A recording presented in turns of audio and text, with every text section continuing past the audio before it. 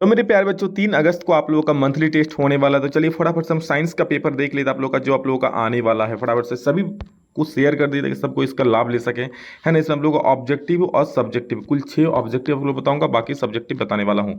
फटाफट से वीडियो को शेयर कर दीजिए और हाँ पहली बार आए सब्सक्राइब जरूर कर लीजिएगा। और बता दूं आप लोगों के लिए क्लास 10th वालों के लिए स्पेशल एक व्हाट्सएप ग्रुप बनाया गया है जिसमें आप लोग को सारे नोट्स बाकी नोटिस मिलेगा। तो डिस्क्रिप्शन में उसका लिंक है, उसको जरूर से ज्वाइन हो जाइएगा।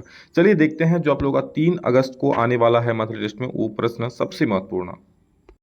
तो आप लोगों का सबसे पहला प्रश्न है विभवांतर मापने वाले यंत्र को क्या कहते हैं। देखिए तो विभवांतर मापने वाला जो यंत्र उसको क्या कहते हैं, उसको हम लोग कहते हैं वोल्टमीटर, यानी ख नंबर बिल्कुल सही उत्तर हो जाएगा। देखिए विभवांतर मापने वाला पूछा गया, अगर आप लोगों को पूछा कि विद्युत धारा मापने वाला यंत्र तो क्या हो जाएगा, तो आममीटर हो जाएगा। ठीक है, नेक्स्ट क्वेश्चन क्या हो जाएगा, धातुओं के ऑक्साइड सामान्यतः होते हैं, धातुओं के ऑक्साइड सामान्यतः क्या होते हैं, क्षारीय, अम्लीय, उदासीन, उभयधर्मी। तो याद रखिए धातु का जो ऑक्साइड होता है, कोई भी ऑक्साइड हो, चाहे MgO हो जाए, है ना, चाहे Na2O हो जाए, सब धातु का ऑक्साइड है। तो ये होता है आप लोगों का क्षारीय ऑक्साइड। ऑप्शन नंबर ए बिल्कुल सही उत्तर हो जाएगा। ठीक है, अगर अधातु का ऑक्साइड कभी कोई कहीं पूछेगा तो याद रखिएगा वो आप लोगों का अम्लीय ऑक्साइड होता है। ठीक है ना। हाँ कुछ ऐसे ऑक्साइड भी होते हैं जो आप लोगों को उभयधर्मी होते हैं, जैसे कि एल्युमिनियम ऑक्साइड यानी Al2O3, है ना, फिर जिंक ऑक्साइड जैसे ZnO, ये सब आप लोगों का उभयधर्मी ऑक्साइड होता है। नेक्स्ट, 1 वोल्ट किसके बराबर होता है, बहुत बढ़िया सवाल है ना। 1 वोल्ट किसके बराबर होता है, तो याद रखिएगा 1 वोल्ट को हम लोग 1 जूल पर कुलम भी बोल सकते हैं, क्योंकि V का फॉर्मूला होता है W/Q, और W का हो जाएगा जूल और Q का हो जाएगा कुलम आवेश का। तो जूल पर कुलम कहीं दिख रहा है क्या सर, ये ऑप्शन नंबर ए में दिख रहा है ना, तो यानी ए नंबर है ना, तो जूल पर कुलम है। तो क बिल्कुल ए नंबर बिल्कुल सही उत्तर हो जाएगा। वृक्क की रचनात्मक और क्रियात्मक इकाई क्या कहते हैं। वृक्क की सबसे छोटी इकाई को ही हम लोग रचनात्मक और क्रियात्मक क्या कहते हैं, जो उसमें कार्य करता है, तो उसको हम लोग कहते हैं नेफ्रॉन, है ना, या फिर वृक्काणु। इंग्लिश में बोलते हैं नेफ्रॉन और हिंदी बोलते हैं वृक्काणु। ये आप लोगों का 5 नंबर के लिए इसकी संरचना के लिए आप लोगों का समझो छपे गया है, उसका चीज़ देख लेना, मैं भी बताऊंगा सब्जेक्टिव भी, चिंता ना करो, है ना। तो 3 अगस्त के लिए फुल टू तैयारी है अगर आपने बेसिक नॉलेज से पढ़ लिया है तो। इसके लिए बता दो आप लोग का लाइव क्लास चल रहा है PW जैकबोर्ड पर, डिस्क्रिप्शन में चैनल का लिंक दिया है, free live class per day 7:30 बजे, है ना। इसका भी मैराथन तैयारी हो रहा है, तो जल्दी से वहाँ लाइव क्लास देख सकते हो। ठीक है, नेक्स्ट क्वेश्चन है वृक्क की, तो हो गया, सक्रियता श्रेणी में सबसे अधिक अभिक्रियाशील धातु कौन सी है। तो याद रखिए कि सबसे अधिक ये सक्रियता श्रेणी होता है कि उसका बाद Na, है ना, उसका बाद Mg, उसका बाद Al, ये सबसे अधिक सक्रियता श्रेणी में। तो K सबसे ऊपर है और इसको क्या नाम बोलते हैं हम लोग, पोटेशियम बोलते हैं। ऑप्शन में ए सही हो जाएगा। सोडियम Na होता है, उसके बाद अभिक्रियाशील होता है ना। Mg को क्या बोलते हैं, Mg किस धातु का नाम है, मुझे कमेंट में सारे बच्चे बताओ। और हाँ ये भी चीज़, और मैं भी सब्जेक्टिव बता रहा हूँ आप लोग, अभी अति लघु बताऊंगा, लघु और दीर्घ सब तरह का प्रश्न आप लोग लेकर आए हैं। ठीक है ना। और हाँ बहुत सारे बच्चे ये करते हैं सब्सक्राइब करना भूल जाते, तो जल्दी से कर लो फटाफट से, नहीं तो बाद में भूल जाओगे और आगे के क्लासेस का वीडियो नहीं देख पाओगे, बोर्ड एग्जाम का तैयारी शानदार तरीके से नहीं होगा। और 10th वाला अगर फोड़ना है तो आप लोग को व्हाट्सएप ग्रुप में जरूर ज्वाइन हो जाइए, क्योंकि नया ग्रुप है, अभी बच्चे ज़्यादा नहीं है, जल्दी फुल हो जाएंगे, है ना, जैसे बच्चों को पता चलेगा। और उसमें आप अपने जो दोस्त हैं जो 10th वाले उनको भी जोड़ सकते हो, डिस्क्रिप्शन में लिंक है, फटाफट से जुड़ जाइए। देखिए अब सब्जेक्टिव पहला प्रश्न है, उस युक्ति का नाम लिखिए जो किसी चालक के सिरों पर विभवांतर बनाए रखने में काम करती है ना। वो कौन सा डिवाइस है जो चालक के सिरे पर वोल्टेज बनाए रखता है, तो वो होता है बैटरी, है ना। सेल लिख सकते हो या फिर बैटरी, कोई भी एक लिख देना। तो बैटरी क्या होता है ना, वो हमेशा वोल्टेज को बनाए रखता है, और बैटरी के कारण ही तो भैया चलता है ना, बैटरी रहेगा तभी तो करंट फ्लो होगा ना। तो ऑप्शन ये ऑप्शन बोल रहे हैं, क्या हो जाए आंसर, बैटरी। विद्युत धारा के मात्रक की परिभाषा लिखिए। देखिए विद्युत धारा का मात्रक क्या होता है, तो बोलोगे सर एम्पियर, उसको हम लोग ऐसे सूचित करते हैं। अब विद्युत, यहाँ इसका परिभाषा लिखना है, इसका डेफिनेशन क्या है, तो देखो विद्युत धारा का मात्रक एम्पियर है, सिंपल सी बात है, कोई दिक्कत है, आपको रटना नहीं है ना।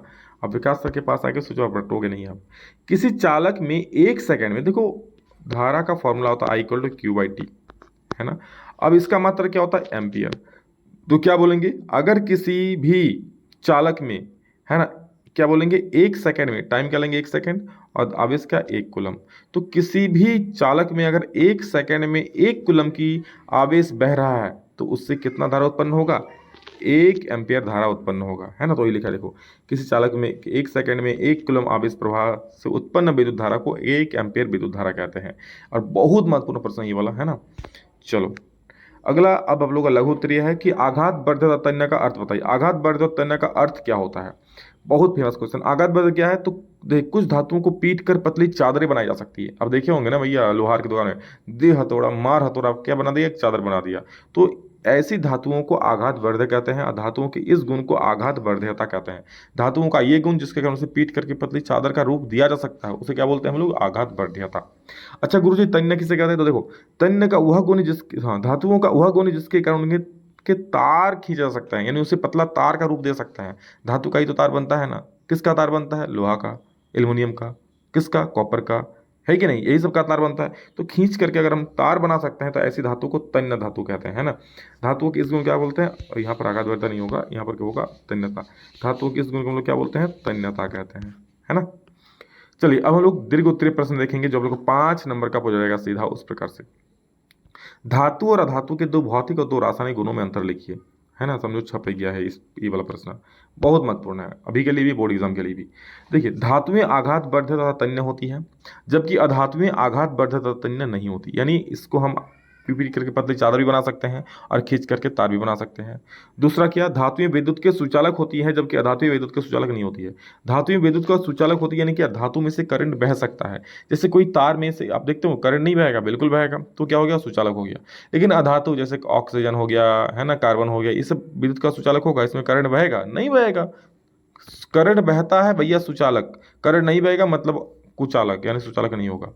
धातुएं कठोर होती हैं और अधातुएं क्या होती है? मुलायम होती है। याद रखना, लगभग सारी धातुएं, जैसे लोहा का ले लो, तांबा ले लो, एल्युमिनियम ले लो, ये ले लो, वो ले लो, कुछ भी ले लो। देखो मेरे सामने ये जो लोहा है ना, आवाज आवाज सुनाई दे रहा है, ये क्या है? कठोर है। तो जो भी धातुएं होती है लगभग कठोर ही होती है, जबकि अधातुएं क्या होती है? मुलायम होती है। रासायनिक गुणधर्म में देख लो, धातुएं ऑक्सीजन से अभिक्रिया करके क्षारीय ऑक्साइड बनाती है, जबकि अधातुएं ऑक्सीजन से अभिक्रिया करके अम्लीय ऑक्साइड बनाती है। उदासीन छोड़ो, अम्लीय ऑक्साइड बनाती है। क्लियर है? और आप लोगों का धातु अम्ल से अभिक्रिया करके हाइड्रोजन को विस्थापित कर सकती है, जबकि अधातु, है ना, यहाँ पर अधातु कर देना छूट गया है, अधातु अम्ल से अभिक्रिया करके हाइड्रोजन गैस को विस्थापित नहीं कर सकती है, यानी हाइड्रोजन गैस निकाल नहीं सकती है। क्लियर है? तो ये आप लोगों का धातु धातु में अंतर हो गया। अब आप लोग देखेंगे वृक्काणु की रचना तथा क्रियाविधि, यानी वृक्काणु या नेफ्रॉन का फोटो करना है और कैसे काम करता हो लिखना। देखिए वृक्काणु जो होता है ना, ये किडनी का बहुत ही छोटा सा पार्ट होता है। एक किडनी के भीतर, एक वृक्क के भीतर ना लाखों वृक्काणु होते हैं। मतलब सोच सकते हो कि कितना छोटा होता है ये। चलो काश देखो क्या है इसका। मानव में उत्सर्जन तंत्र का प्रमुख अंग है वृक्क, यानी किडनी। प्रत्येक वृक्क में उत्सर्जन के लिए लाखों छोटी छोटी यूनिट लगी होती है, जिसे क्या कहते हैं? जिन्हें वृक्काणु या नेफ्रॉन कहते हैं। क्लियर है? नेफ्रॉन का ऊपरी सिरा एक कप के आकार का होता है। आप देख सकते हैं यहाँ पर नेफ्रॉन का जो ऊपरी सिरा है ना, ये वाला देखो एक कप के आकार का है ना।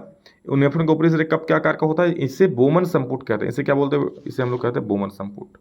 यह कोशिकाओं का गुच्छा होता है। यहाँ पे क्या? कोशिकाओं के गुच्छा होता है यहाँ पर। ठीक है, ये पूरा एक कोशिकाओं का गुच्छा है। अब देखो, बोमन संपुट नेफ्रॉन का प्रवेश द्वार है। यहाँ पर क्या होता है? ये प्रवेश द्वार है। ठीक है, बोमन संपुट नेफ्रॉन का प्रवेश द्वार है। और अशुद्ध रक्त, देखो अशुद्ध रक्त अभिवाही धमनिका द्वारा, अब अशुद्ध रक्त क्या? अभिवाही धमनिका द्वारा कोशिका गुच्छ में पहुंचता है, यानी यहाँ पर एंट्री मारता है, तथा शुद्ध अपवाही धमनिका में जाता है। शुद्ध क्या? अपवाही धमनिका में जाता है ना। एक अभिवाही होगा, एक अपवाही होगा, यहाँ पर सुधार कर लेना। ठीक है, अपवाही धमनिका में जाता है। अब देखो क्या होता है उसके बाद, कोशिका गुच्छ की कोशिकाओं से छन कर रक्त का तरल भाग बोमन संपुट में पहुंचता है। यह तरल भाग वृक्काणु नलिका में बहता है। प्रारंभिक निस्यंदन, निस्यंदन में पहली बार, ये वही छनन टाइप का है, छकने टाइप का। प्रारंभिक निस्यंदन यानी पहली बार छानन होगा तो ग्लूकोज, अमीनो अम्ल और लवण, जल इसी में रह जाता है। यानी जैसे इसमें ब्लड आया है ना, छान के भैया जो अच्छा था, है ना, उसको भेज देना था, उसको क्या इधर वापस भेज देना था, इधर से आया इधर भेज देना था। लेकिन क्या हुआ, कुछ अच्छी चीज़ें यहाँ भी चलाती है। यहाँ पर खराब चीज़ें भेजनी थी, लेकिन कुछ अच्छी चीज़ें जो है नहीं जाना था नलिका में, वो भी भेज देता है।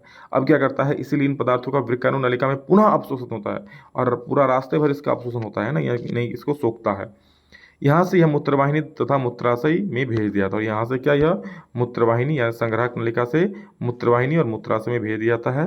और मूत्राशय में जब दाब होता है तो भैया आप लोग जाते हो और मूत्राशय निकाल कर देते हो, है ना, द्वारा मूत्राशय के में दाब के कारण मूत्र मार्ग द्वारा मूत्र शरीर से बाहर निकल जाता है। देखिए मैं मानता हूँ ये बड़ा है, लेकिन यहाँ पर बहुत आसान शब्दों का प्रयोग किया गया, बना बना के एग्जाम में लिख सकते हो, नंबर मिलेंगे, है ना। बाकी आप याद कर लेना, टाइम रहेगा बोर्ड एग्जाम के लिए। ठीक है, तो ये था आप लोगों का साइंस का। बाकी चाहते हो कमेंट करो और डिस्क्रिप्शन का लिंक है, वहाँ ज्वाइन हो जाओ। ठीक है, चलिए थैंक यू दोस्तों, बाय बाय, टेक केयर, जय हिंद, वंदे मातरम।